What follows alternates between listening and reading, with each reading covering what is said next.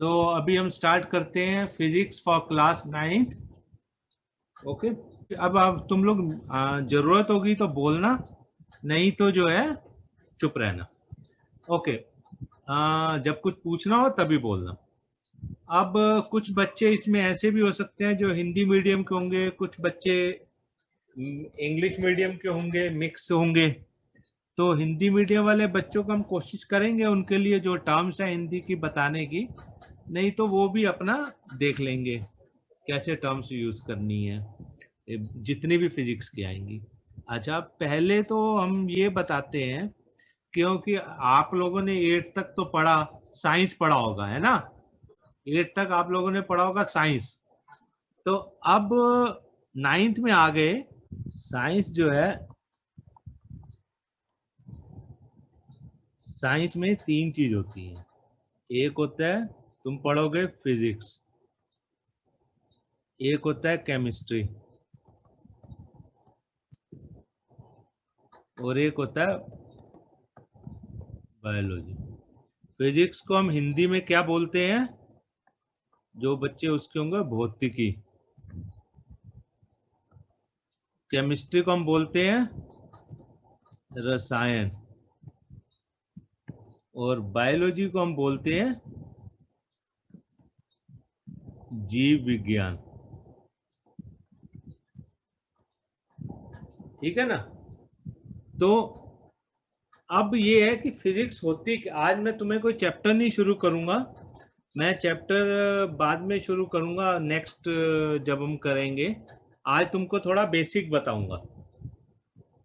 Physics होता क्या है, केमिस्ट्री क्या होती है, बायोलॉजी क्या होती है। भाई हम सर पढ़ा देंगे, कोई फिजिक्स पढ़ा देगा, कोई केमिस्ट्री पढ़ा देगा, होती क्या चीजें हैं ये। तो हम ये कहेंगे, बहुत ज्यादा हम इसको डिटेल में नहीं पढ़ेंगे, छोटा छोटा समझेंगे। तो फिजिक्स ऐसी चीज है जो कि एनर्जी लेती है और काम करती है। कैसे? हम मोटर, बिजली, हम जो है किसी सर्किट में, तुम्हारा मोबाइल है, मोबाइल चलता है, कैसे चलता है, उसमें बैटरी लगाते हैं, मोबाइल चलता है ना। और पानी की मोटर चलानी होती है, करंट ऑन करते हैं तो पानी की मोटर चलती है। तो क्या होता है फिजिक्स में,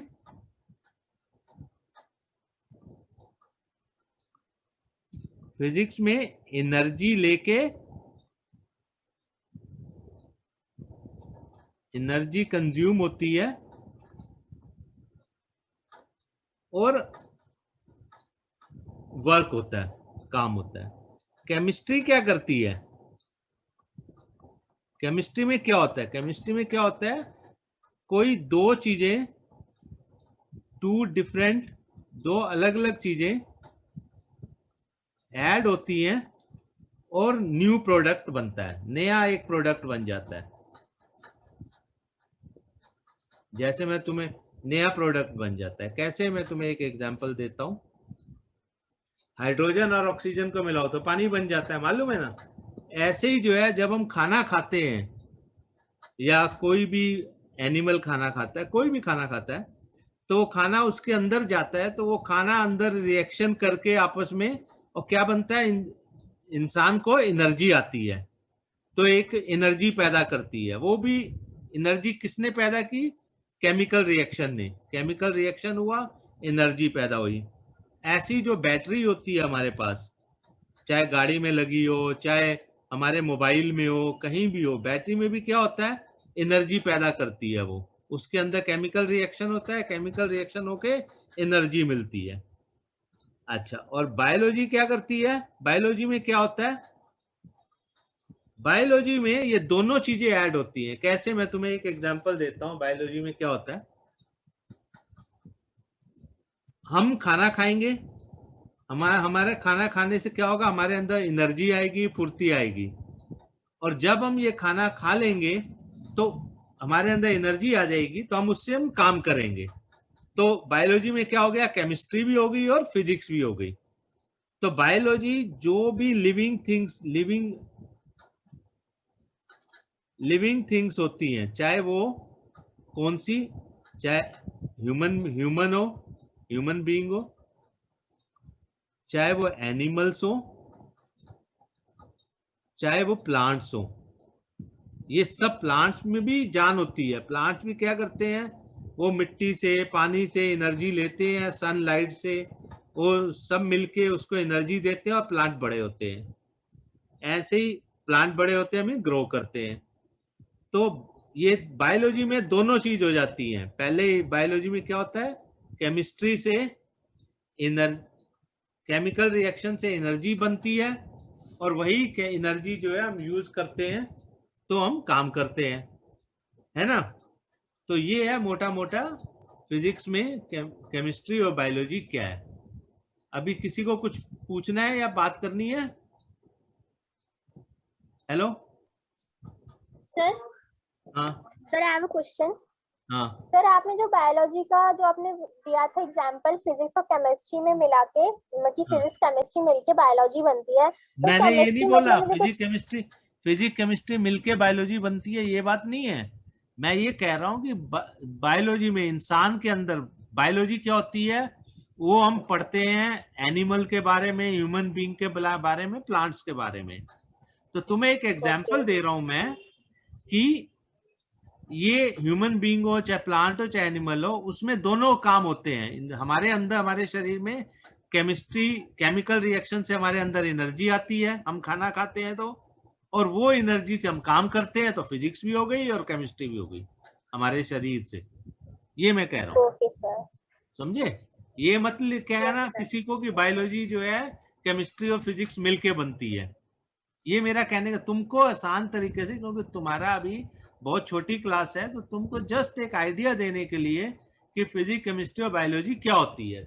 बहुत मतलब कि ये ऐसा कोई वो नहीं है कि तुमको इसके बारे में कोई पूछने वाला है, पर कभी कोई पूछे फिजिक्स क्या है, फिजिक्स क्या, एनर्जी कंज्यूम होगी और काम होगा, वो फिजिक्स है ना। किसी फिजिकल चीज, केमिस्ट्री, दो चीजें मिलके एक नई चीज बनाएगी, न्यू प्रोडक्ट बनाएगी, वो केमिस्ट्री है।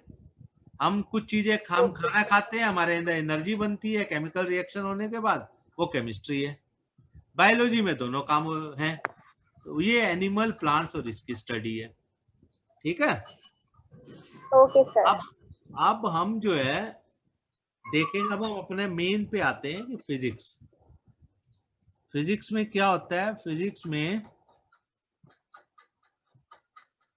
फिजिक्स में देखो हम बहुत सारे चैप्टर पढ़ेंगे।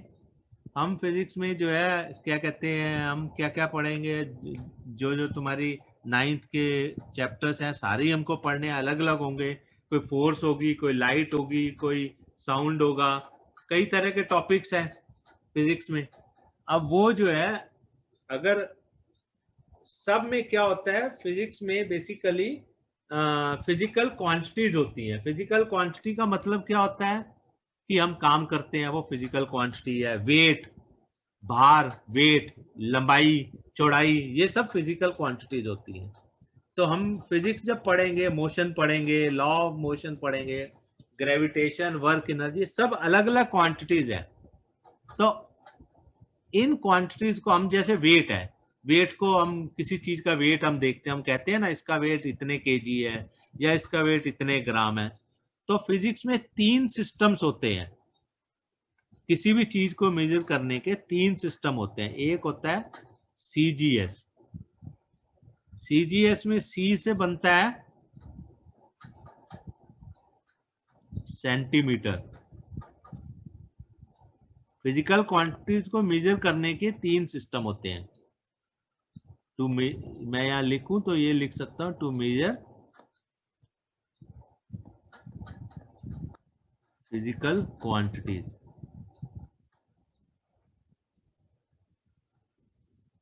सी सेंटीमीटर। सेंटीमीटर में क्या होता है, लेंथ होती है, ये होता है लेंथ के लिए,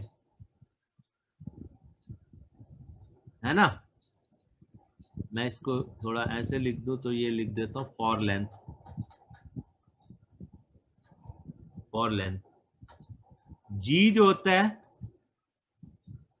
जी से बनता है ग्राम, ये होता है फॉर वेट, वेट या मास, वैसे तो मास होता है, ओके, फॉर मास। और एस होता है सेकंड। सेकंड मतलब टाइम। मेरे ये बीच में स्क्रीन की थोड़ी प्रॉब्लम है, इसलिए मैं गैप दे रहा हूं। सीजीएस एस से बनता है सेकंड, टाइम। ये टाइम मेजर करना होता है तो ये बेसिक 3 यूनिट्स होती हैं सीजीएस में। लेंथ मेजर करने के लिए सेंटीमीटर, और मास किसी चीज का, वैसे हम कॉमन सेंस में वेट कह देते हैं, मास वो होता है ग्राम में, और एस होता है सेकंड में। फिर एक और सिस्टम होता है एफपीएस। एफपीएस में एफ होता है फीट, ये फॉर लेंथ। फिर पी, ये पाउंड कहते हैं, पी से पाउंड, ये फॉर मास। और एस तो वही सेकंड है, एस सब में सेम है, सेकंड फॉर टाइम। अच्छा, अब तुम में से कोई बता सकता है ये पाउंड वाला कहाँ पे यूज होता है? इंडिया में तो हम जो है ग्राम और किलोग्राम में बात करते हैं, पाउंड कहाँ यूज होता है, कौन से देश में होता है, कुछ किसी को मालूम है? पाउंड अभी भी चलता है कुछ कंट्रीज में, वो बाहर कंट्री यूरोप में चलता है, यूएसए में अभी भी पाउंड चलता है, वहां किलोग्राम अभी भी नहीं चलता। वहां पाउंड, किसी चीज का वेट जो है वहां पाउंड में होता है। ठीक है। फिर एक और होता है तीसरा सिस्टम, जो थर्ड है, वो है एमकेएस। इसमें एम से होता है मीटर, ये फिर फॉर लेंथ। फिर के किलोग्राम, किलोग्राम ये फॉर मास। और एस ये किसके लिए होता है? सेकंड फॉर टाइम, ये टाइम के लिए। अच्छा, ये 3 सिस्टम है, सीजीएस, एफपीएस, एमकेएस। और हम जो फिजिक्स करेंगे, हम मास, किलोग्राम और मतलब मास को, लेंथ को, टाइम को हम इसमें लेंगे एमकेएस में। हम जितना भी करेंगे ज्यादातर हम एमकेएस सिस्टम फॉलो करेंगे।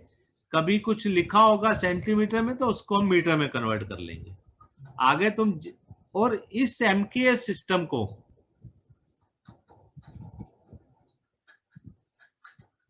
ये एसआई सिस्टम में, एमकेएस सिस्टम को जब इंटरनेशनली डिस्कस हुआ तो ये हुआ कि एमकेएस सिस्टम को ही हम दुनिया में अडॉप्ट करेंगे। जो भी फिजिकल क्वांटिटीज होंगी वो एमकेएस सिस्टम में चलेंगी। अब एमकेएस सिस्टम में चलाने के लिए उन्होंने कहा नहीं, एमकेएस सिस्टम में तो हम ऐसे नहीं चला पाएंगे, इसमें हम कुछ चीजें और ऐड करेंगे। तो ये वैसे तो अभी तक मैंने तुम्हें कितनी बताई है? 3, लेंथ, मास और time.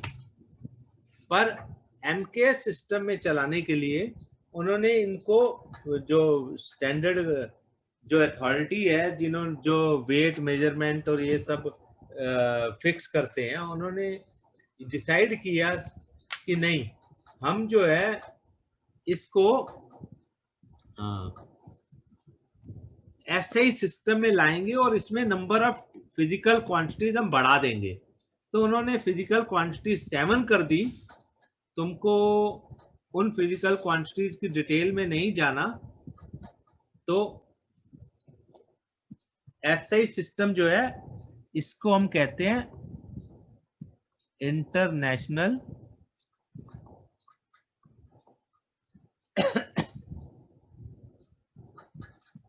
System of units. International में, पूरी दुनिया में सब कंट्रीज में ऐसे ही सिस्टम फॉलो करने की फाइनल हुआ। कैसे ही सिस्टम फॉलो होगा, तो ऐसे ही सिस्टम में यही है। इसमें 7 फिजिकल क्वांटिटीज है।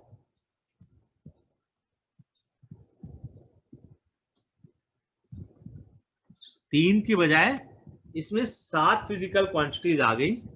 3 तो कौन सी हैं? 3 तो जैसे मैंने तुम्हें बताया, लेंथ। लेंथ किस में होगी? इसमें मीटर में। फिर मास, ये किलोग्राम में। टाइम सेकंड में। और इनके साथ एक और तुम्हें मैं बता देता हूं, एक है टेम्परेचर। क्योंकि केमिस्ट्री में तुम लोग पढ़ते हो, तो टेम्परेचर जो है ये है केल्विन में। केमिस्ट्री में आता है ना, तुमने शायद फर्स्ट चैप्टर सेकंड चैप्टर में देखा होगा टेम्परेचर, तो वो केल्विन में टेम्परेचर होता है। फिर एक बड़ी कॉमन टर्म है इलेक्ट्रिक करंट। आगे तुम पढ़ोगे भाई कितना करंट है, ये होता है एम्पियर। एम्पियर में, ओके। फिर इसके बाद जो है एक और तुमने सब्सटेंस पढ़ा है, कौन सा? केमिस्ट्री में तुम पढ़ते हो कौन सा? Amount of substance. केमिस्ट्री में पढ़ते हो, वो है किसमें? मोल में। केमिस्ट्री में तुमने चैप्टर में देखा होगा मोल कॉन्सेप्ट में, वो मोल में। तो ये जो है मैंने तुम्हें कितनी बता दी? 3 और 3 6। और एक और होती है इंटेंसिटी की, LIGHT, लाइट इंटेंसिटी की। तो ये जो है इनको तुम्हें बहुत ज्यादा याद नहीं रखना है। Candela, intensity of light. तो ऐसा स्टैंडर्ड इंटरनेशनल सिस्टम जो है, इसमें तुम्हें बस इतना याद रखना है, इसमें 7 क्वांटिटीज होती हैं। फिजिकल क्वांटिटी 7 होती हैं, जिनमें से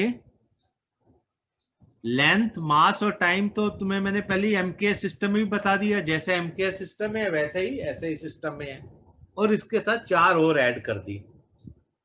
तो टेम्परेचर तुम केमिस्ट्री में केल्विन करते हो, करंट एक है एक्स्ट्रा, फिर मोल, अमाउंट ऑफ सब्सटेंस हम डिस्कस करते हैं, और लाइट इंटेंसिटी। अब किसी को पूछना है इसमें से?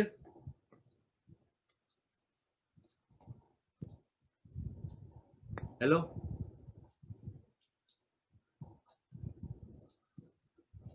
किसी को पूछना है? हाँ बोलो सर। लाइट इंटेंसिटी मतलब? लाइट इंटेंसिटी मतलब कितनी तेज रोशनी है। मैं तुम्हें इतना ही समझा पाऊंगा अभी इस लेवल पे, कि कितनी तेज रोशनी है। बल्ब है, छोटा सा बल्ब लगाओगे उसकी लाइट कितनी होती है? कम होती है। बड़ा बल्ब लगा दोगे उसकी लाइट बहुत तेज हो जाती है। उसकी इंटेंसिटी क्या हो गई? लाइट इंटेंसिटी बहुत तेज। सूरज है, सूरज ऊपर आसमान में बादल नहीं होते हैं, तो सूरज की लाइट हमारे को बहुत तेज आती है, हम उसकी तरफ आंख से देख भी नहीं सकते, इतनी तेज होती है। तो उसकी इंटेंसिटी उस वक्त बहुत तेज हो जाती है। बादल आ जाते हैं थोड़े थोड़े, तो हम सूरज की तरफ देख लेते हैं, या चश्मा पहन के देख लेते हैं, गॉगल्स पहन के तो थोड़ी इंटेंसिटी कम होती है, हम देख लेते हैं। तो लाइट इंटेंसिटी ऐसे समझो, ठीक है? Okay sir. हाँ, और बाकी तो तुम्हारे सब मालूम ही है, तो तुम्हें यूनिट्स याद करने की जरूरत नहीं है। कैंडेला होती है लाइट इंटेंसिटी की, जब आगे पढ़ोगे तो सब याद होंगी, करनी पड़ेंगी। तो तुम्हें ये वाली तो याद अभी फिलहाल लेंथ वाली, एक लेंथ याद कर लो। मास की भी पता होनी चाहिए, मास तुम्हें बार बार यूज होगा। फिर टाइम, टेम्परेचर केल्विन में है और मोल है ना। तो ये तुम्हें हमेशा पता होनी चाहिए कि एसआई सिस्टम में इनकी क्या यूनिट है। कोई पूछे टेम्परेचर की क्या यूनिट होती है एसआई सिस्टम में, तो तुम बता सको कि केल्विन होती है। कोई पूछे मास की क्या यूनिट होती है एसआई सिस्टम में, तो बता सको किलोग्राम होती है। ऐसे ही लेंथ की क्या यूनिट होती है ऐसे सिस्टम में, तो मीटर होती है। Like this. ये तुम्हें जब न्यूमेरिकल्स फिजिक्स में करते हैं तो ये यूनिट्स बहुत काम आती हैं। हम ऐसे नहीं कह सकते ना, अगर तुम या सामान लेने जा रहे हो कुछ बाजार से, सब्जी लेने जा रहे हो, तो तुम्हारी मम्मी बोलती है ना आधा किलो ले आओ, 1 किलो ले आओ। ऐसे तो नहीं कहती जाओ सब्जी ले आओ, ऐसे बोलते हैं तो तुम पूछते हो कि कितनी लानी है। ऐसे ही होता है ना। Yes sir. हाँ, तो ऐसे ही यूनिट्स की जरूरत इसलिए पड़ती है। अब तो कोई कहेगा कि यहाँ से जो है तुम्हारे दोस्त का घर मान लिया 1 किलोमीटर है, तो तुम क्या बोलोगे? 1 किलोमीटर बोलोगे ना, ये तो नहीं बोलोगे बस एक है। एक क्या, 1 मीटर है, 1 किलोमीटर है, क्या बोलेंगे? तो ये अच्छा, अब मैं तुमको यहाँ बता रहा था एफपीएस सिस्टम।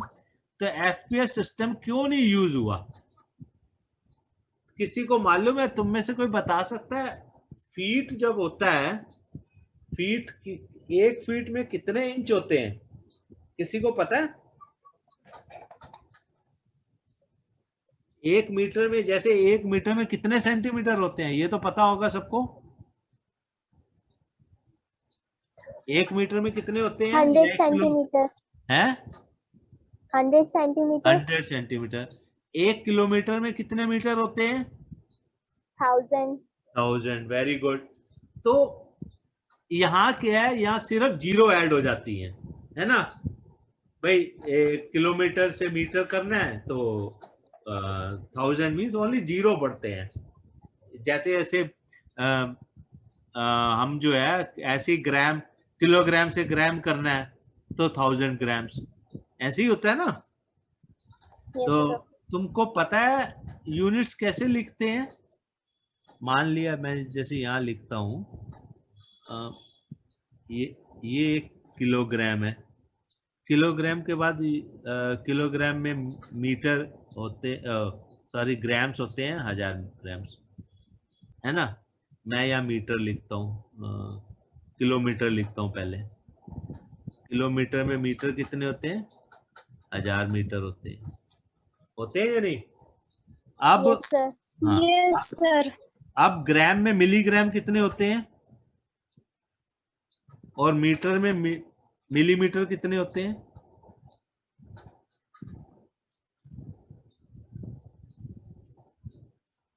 बताओ, मीटर में कितने मिलीमीटर होते हैं? मिली का क्या मतलब होता है? सर 10 मिलीमीटर होता है। नहीं, ग्राम में मिलीग्राम होते हैं 1000 फिर,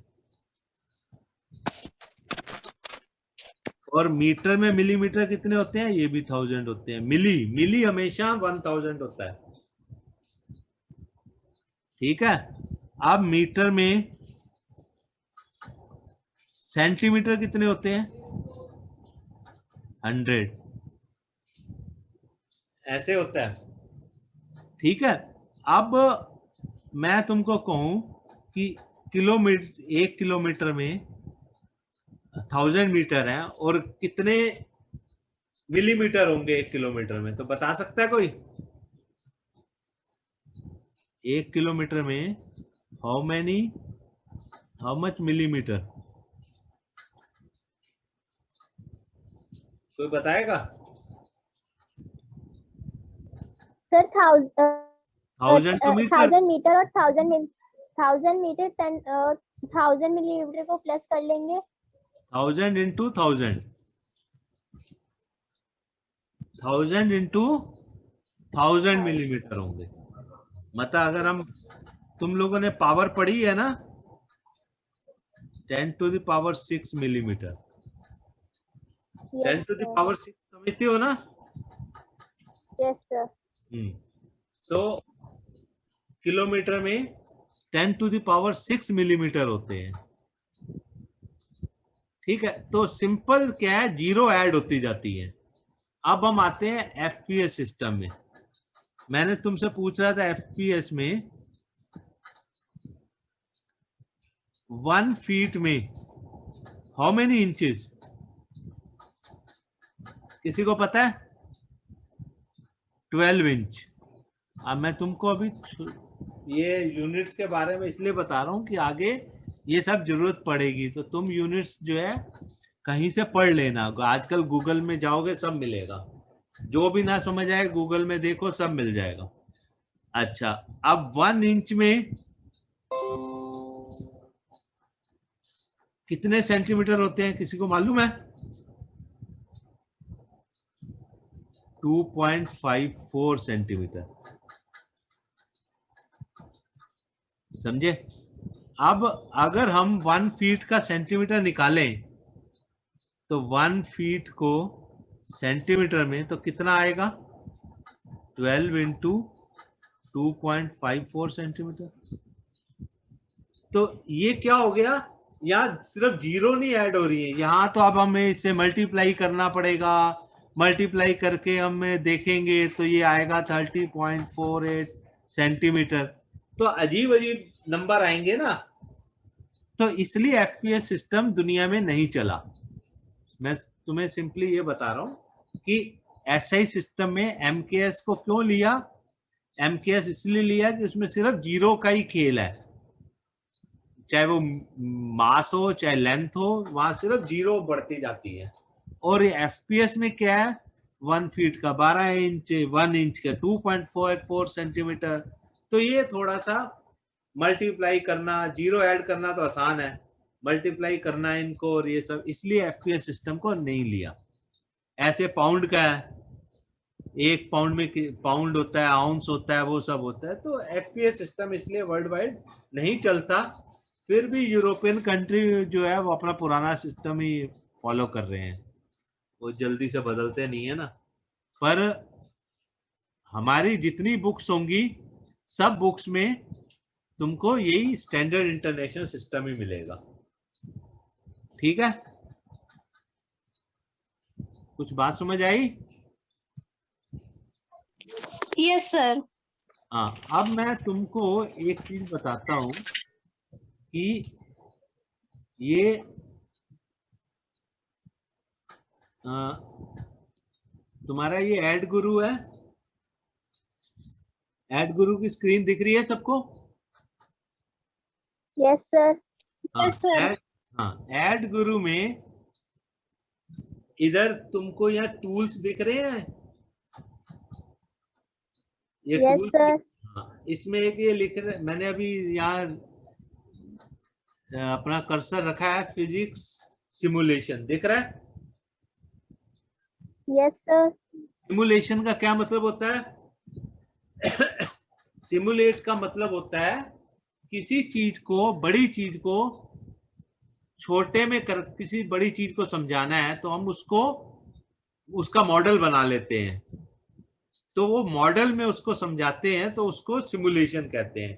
किसी बड़ी मशीन है, बड़ी चीज है, उसका मॉडल बना के जब हम करते हैं तो उसे सिमुलेशन कहते हैं। वही चीज वो छोटा सा मॉडल काम करेगा, समझाने के लिए होता है सिर्फ, या सीखने के लिए। तो ऐसे ही मैथ सिमुलेशन, केमिस्ट्री सिमुलेशन होता है। तो देखो फिजिक्स सिमुलेशन मैंने खोला,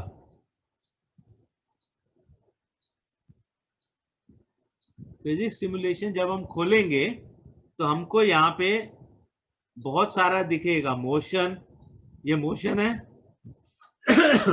ये sound and waves, work energy, heat, light, electricity, ये कुछ चैप्टर्स हैं। फिर केमिस्ट्री, मैथ्स वगैरह वो भी है।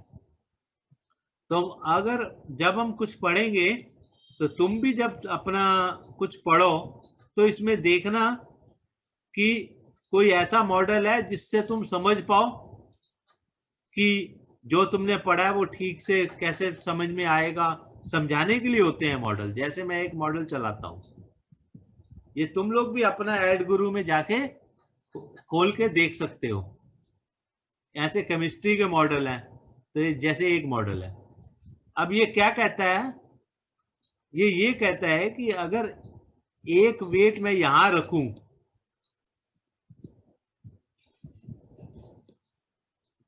ये एक वेट मैं यहां रखूं, दूसरा वेट भी यहां रखा,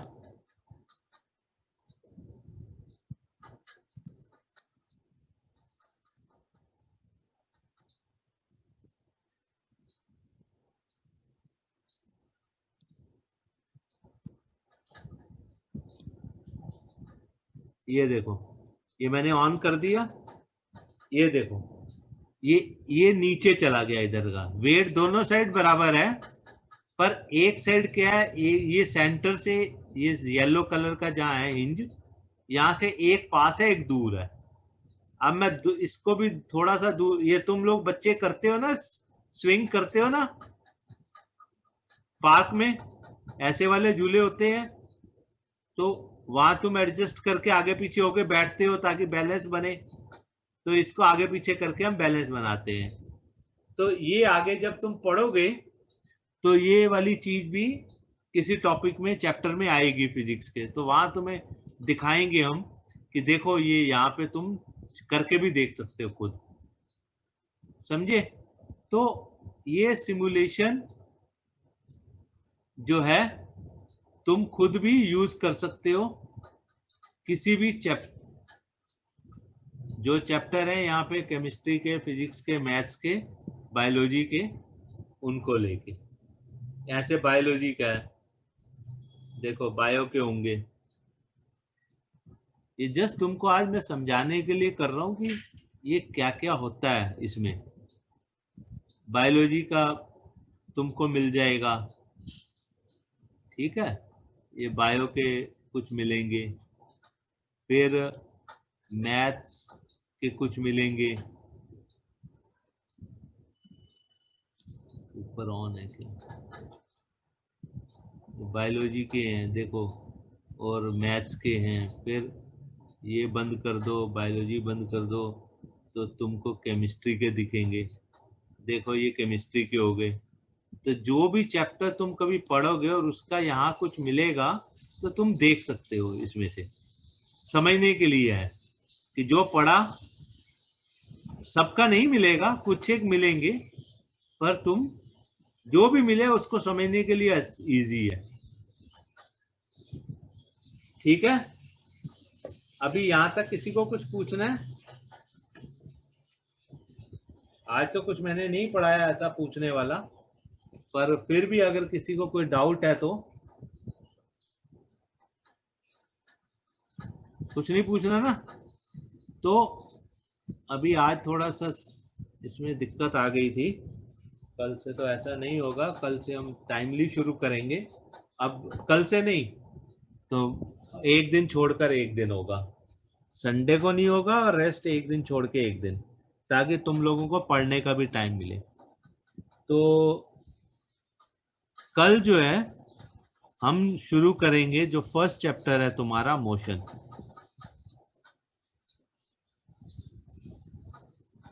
मोशन हम स्टार्ट करेंगे, ठीक है? मोशन मतलब चलना, है ना? यही होता है मोशन का मीनिंग। तो अब एक चीज और मैं तुमको बताना चाहूंगा यहाँ पे कि देखो, साइंस जो है, चाहे केमिस्ट्री हो, बायोलॉजी हो, बॉटनी हो, ये एक दिन में नहीं, ये कम से कम 300, 400, 500 साल लग गए इनको समझने में, और आज जहां हम पहुंचे हैं यहां तक पहुंचने में। पहले हम लोगों ने, पहले जो है इंसान ने कम स्पीड से तरक्की की थी, अब कुछ सालों से बहुत स्पीड से तरक्की हो रही है। तो देखते हो अब मोबाइल आ गए, क्या क्या नई नई चीजें, अब अभी बड़ी फास्ट चेंजेस आ रही हैं। पहले इतना फास्ट नहीं आई थी, पर पिछले 20, 30, 40 साल से ज्यादा फास्ट चेंजेस आ रही हैं। तो साइंस जो है, साइंस एक दिन में नहीं बनती है, साइंस कई 100 सालों में बनी है। और कैसे बनती है? हम लोग ऑब्जर्व करते हैं, ऑब्जर्व करके समझते हैं कि ये कुछ तुमने नोट किया, ऑब्जर्व किया, तो फिर सोचते हैं ऐसा क्यों हुआ। तो ऐसे ही तुम बच्चों को भी जब भी कोई चीज नहीं देखो, कुछ नई चीज तुम्हें ये ऐसे कैसे हो गया, तो उसको समझने की जरूर कोशिश करनी चाहिए। कि ऐसा कैसे हो गया। तो इसी को कहते हैं कि ऑब्जर्वेशन अच्छी हो और ऑब्जर्वेशन के साथ उस चीज को समझने की इच्छा हो। तो तुम बच्चों को, अब तो अभी तो बहुत छोटे हो, अभी तो बहुत आगे बढ़ना है, तो जब भी कुछ नोट करो, ऑब्जर्व करो, तो उसको समझने की कोशिश करो, ऐसा क्यों हुआ। ये नहीं अरे हो गया, ऐसे नहीं। अब कोई कोई बता सकता है मुझे कि जो बैलून होता है उसमें हवा भरते हैं और हवा भरने के बाद बैलून ऊपर हवा में उड़ जाता है, अगर हम उसका थ्रेड तोड़ दें तो वो क्यों ऐसा होता है? कोई बता सकता है? सर क्योंकि मॉलिक्यूल्स जो होते हैं गैस की बहुत ज्यादा स्पेस होता है उनके अंदर। हाँ, फिर तो वो तो एटमॉस्फेयर में भी गैस है, हवा में भी, एयर में भी तो गैस है ना, तो वो ऊपर क्यों चला जाता है आसमान की तरफ? अब देखो, ये बड़ी छोटी सी बात है, तुमने बचपन से देख रहे हो, पर ये कभी नहीं सोचा होगा अरे ऊपर गया तो गया कैसे। जैसे ही मैंने थ्रेड, इसका धागा तोड़ा, ये तो ऊपर चला गया। तो ऊपर कैसे चला गया? इसको कौन ले गया ऊपर? ऊपर कोई इंसान तो है नहीं जो उसे खींच के ले गया। तो कैसे गया? क्योंकि उसके बैलून के अंदर जो हवा है और जो बाहर जो एटमॉस्फेयर में जो हवा है, एटमॉस्फेयर की हवा भारी है और बैलून के अंदर की हवा हल्की है। उसके अंदर जो गैस है, बैलून के अंदर जो गैस है वो हल्की गैस है, लाइट है। हल्की मीन्स लाइट है, डेंसिटी उसकी कम है, इसलिए जो हल्की चीज होती है वो ऊपर उठती है। जब भी हल्की चीज होती है वो, तुम अगर बाल्टी में, तुम एक बकेट में पानी है और उसको ऊपर एक स्पॉन्ज रख दो, तो स्पॉन्ज क्या करेगा? उसके अंदर नीचे जाएगा। और एक स्टोन रख दो तो वो कहाँ जाएगा? स्टोन तो बॉटम तक चला जाएगा। और कोई स्पॉन्ज रख दोगे तो वो ऊपर ही तैरता रहेगा, है ना। तो हल्की चीज हमेशा ऊपर रहती है, भारी चीज नीचे गिर जाती है। तो यही बैलून के साथ तुम एक स्टोन बांध दोगे तब नहीं ऊपर जाएगा, क्योंकि वो हैवी हो गया। तो ये ऐसी ही छोटी छोटी चीजें होती हैं जो ऑब्जर्व करते हैं। तुम लोग ऑब्जर्व रोज करते हो, रोजाना करते हो, तो उसको समझने की कोशिश किया करो ऐसा क्यों है। और अभी तो बहुत अच्छा टाइम है तुम बच्चों के लिए तो, कि गूगल है, गूगल में तुम कुछ भी टाइप करोगे तुम्हें जवाब मिल जाएगा। समझ आए ना आए, समझ आने में तुम्हें थोड़ा टाइम लगेगा, पर तुम्हें कुछ बात तो पता चली जाएगी। नहीं, उसको फिर धीरे धीरे आगे समझ आएगा। पर हर चीज का जवाब तुम्हें गूगल से मिल जाएगा। कुछ भी तुम ऑब्जर्व करते हो तो तुम उसका जवाब, कोई टीचर नहीं, कोई किताब नहीं, तो गूगल से आराम से देख सकते हो। समझ, कुछ थोड़ा बहुत जितना समझ आए समझ भी सकते हो। तो ऐसे ही साइंस जो है। अच्छा, अब मैं तुमसे अगर पूछूं, कहते हैं ना जीरो का इन्वेंशन इंडिया में हुआ था, है ना। किसने किया था इन्वेंट? किसी को मालूम है? आर्यभट्ट। हैं? Aryabhata sir sir. Very good, Aryabhata. Very good, Aryabhata. Aryabhata. अब आर्यभट्ट कौन से साल में किया था? कितनी, कौन सी सेंचुरी में? साल तो नहीं, चलो सेंचुरी बताओ। अभी कौन सी सेंचुरी चल रही है? 21st। 21st। तो आर्यभट्ट ने कौन सी सेंचुरी में किया था? 5th सेंचुरी में। 5th सेंचुरी मीन्स आज से 1600 साल पहले, रफली 1500-1600 साल पहले उन्होंने इन्वेंट किया था। तो देखो साइंस तो तब से। और आर्यभट्ट क्या थे? आर्यभट्ट खुद क्या काम करते थे? आर्यभट्ट वाज एन वो जो है एस्ट्रोनॉमर थे। वो जो प्लेनेट, सन, इन सब की स्टडी करते थे। तो देखो उस जमाने में आज से 1600 साल पहले भी लोग पढ़ते थे और उन्होंने कुछ ना कुछ स्टडी की थी। तो साइंस इतनी पुरानी है। ये जस्ट मैं तुमको एक हिंट दे रहा हूं। न्यूटन, न्यूटन का नाम सुना है बच्चों? Yes sir. हाँ, तो न्यूटन कौन से साल में थे? सेंचुरी बता दो। 18-19 सेंचुरी में थे वो लोग, और तो उनको भी 300-400 साल हो गए हैं, और उन्होंने जो ऑब्जर्व किया था उसके बाद वो साइंस जो आगे बढ़ी, बनती गई, तो आज जहां हम पहुंचे हुए हैं साइंस में, तो वो धीरे धीरे इम्प्रूवमेंट हुआ, और आज हम इस स्टेज पे आ गए कि हम जो है सैटेलाइट और क्या क्या हम ऊपर भेजते हैं, और हम एक जगह से अब तुम लोग जो है अपने घर में बैठ के आराम से ये स्क्रीन पे लेक्चर देख रहे हो। तो सारी चीजें कैसे आई? धीरे धीरे आई हैं, इम्प्रूवमेंट हुई साइंस में। और वो इम्प्रूवमेंट कब हुई? जब लोगों ने कुछ भी नई चीज ऑब्जर्व की तो उसके पीछे कारण ढूंढा, और जब कारण ढूंढा जब ऑब्जर्व करते हैं ना, तो फिर हम सोचते हैं अरे ऐसा हो गया तो ऐसा भी तो हो सकता है, ऐसा भी तो हो सकता है। तो जब हम अंदर ऐसी बातें उठती है ना, ऐसा हुआ तो ऐसा भी हो सकता है, तो हम सोचते हैं ऐसा कैसे हो सकता है, उसके हम जवाब ढूंढने शुरू करते हैं। यही साइंस है। तो इसलिए आज तो मैंने तुम्हें एक बेसिक बताया, और जो बच्चे भी जो भी ऑब्जर्व करें, और वो इंटरेस्ट अगर होना चाहिए तुम लोगों में, और उसके आंसर, उसका सॉल्यूशन गूगल में इधर उधर पढ़ा करो। ये जस्ट मैं इसलिए कि तुम्हें एक आइडिया लगे कि साइंस जो है धीरे धीरे बनती है, एकदम से कहीं से नहीं आई है ना। तो अब आगे भी बहुत तरह, ऐसा नहीं है आज जो हो गया इसके बाद आगे इम्प्रूवमेंट नहीं होगी, आगे बहुत इम्प्रूवमेंट होगी। आगे तो और भी कई फिक्शन मूवीज देखते हो, उसमें क्या क्या चीजें दिखाते हैं। अगर किसी बच्चे ने कोई फिक्शन मूवी देखी होंगी आज के जमाने में, जो नई मूवी, तो फिक्शन मूवी में देखोगे तो पता नहीं क्या क्या दिखाएंगे। तो वो ऐसा नहीं है, वो संभव नहीं है, वो हो सकता है आज से 300 साल 200 साल बाद संभव हो जाए। तो पॉसिबिलिटी हर चीज की होती है। तो जस्ट तुम लोग हर ऑब्जर्वेशन को देखो, उसका सलूशन देखो, और जो भी बात साइंस में तुम्हें समझ नहीं आती उसको आगे बिना समझे आगे मत बढ़ो। मेरा मतलब कि तुमको यही है समझाने वाली बात यहाँ पे, कि जो भी चीज तुम साइंस में पढ़ते हो उसको बिना समझे आगे, अगर तुम बिना समझे आगे बढ़ोगे तो तुम्हें साइंस कभी नहीं आएगी। ठीक है, फिर तो वो होगा रट्टा मार लिया, जाके बैठ गए एग्जाम में, लिख के आगे, काम खत्म। पर उससे कोई साइंटिस्ट नहीं बनता, उससे सिर्फ नंबर आते हैं। ठीक है, चलो फिर ओके बाय हैं। फिर बाय सर। हाँ, मिलेंगे हम लोग अभी कब? वेडनेसडे, है ना? Okay bye sir. Bye, good night.